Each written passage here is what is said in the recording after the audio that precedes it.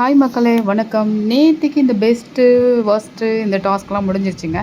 அதில் ஜெயிலில் அடைக்கிறதுக்கு முன்னாடி இந்த மாதிரி ஸ்லேட் போட்டு நின்றுட்டுருக்காங்க.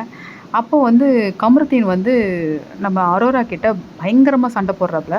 அரோரா கிட்ட நாய் அப்படின்னு சொல்லி கூப்பிடும்போது அரோரா பக்கத்தில் இருந்த ஆதிரை வந்து அதை ஒரு ரியாக்ட் பண்ணியிருக்காங்க. இவ்வளோ பெரிய மீடியாவில் வந்து நீங்கள் நாயின்னு கூப்பிட்ற, அது வெளியில் வேறு மாதிரி ப்ரொஜெக்ட் ஆகும் அப்படின்னு சொல்லியிருக்காங்க.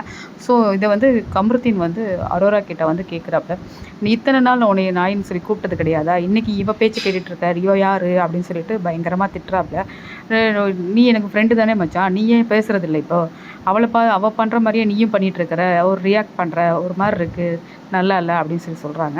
அதுக்கு இவங்க சொல்கிறாங்க, இல்லையே நான் அப்படிலாம் ஒன்றும் நினைக்கல, நான் எப்போதும் போல தான் இருக்கேன் அப்படின்னு சொல்லுவாங்க. ஆதிரை வந்து உள்ளே வந்ததுக்கப்புறம் நீ மாறிட்ட அப்படின்னு சொல்லுவாப்புல கமருதீன்.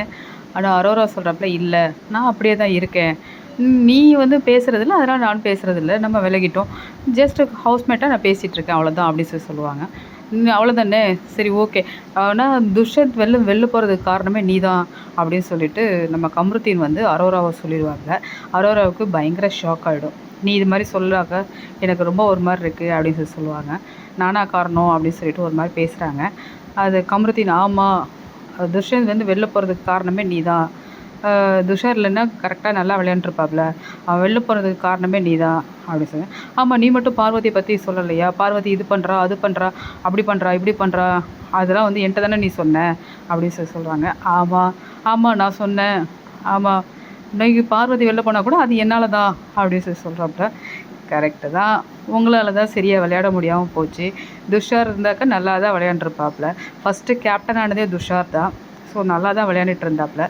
இது மாதிரி கமருதீன் நல்ல பிளேயர் தான், ஆனால் பார்வதி கூட சேரும்போது கமருதீன் பயங்கரமாக எக்ஸ்போஸ் ஆகும், கோவத்தை பயங்கரமாக வெளில காட்டுறப்ப நீங்கள் நல்லா அதை கவனித்து பார்த்தீங்கன்னா தெரியும். அரோரா கூட இருக்கும்போது சண்டையே வந்திருக்காது, காமாக பயங்கரமாக ஒரு குவாய்ட்டாக ரொம்ப நல்லா இருந்திருப்பாப்புல.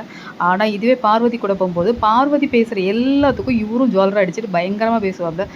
அப்போ தான் நிறைய சண்டை நடக்கும். பார்வதி கூட எப்பப்பெல்லாம் இருக்காப்புலையோ அப்போல்லாம் பயங்கரமாக சண்டை நடந்திருக்கும், நீங்கள் வாட்ச் பண்ணி பாருங்கள். ஆனால் கமருதீனுக்கு பார்வதி கூட இருக்கிறது தான் ரொம்ப பிடிச்சிருக்கு போல், நம்ம என்ன பண்ண முடியும், பாரு பூந்து விளையாடுற பாரு.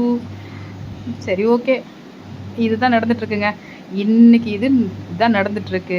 இன்னும் போக போக என்ன நடக்க போதோ பொறுத்திருந்து பார்ப்போம். அன்டில் தென் பாய், அடுத்த வீடியோவில் பார்ப்போம். பாய் பாய் பாய்.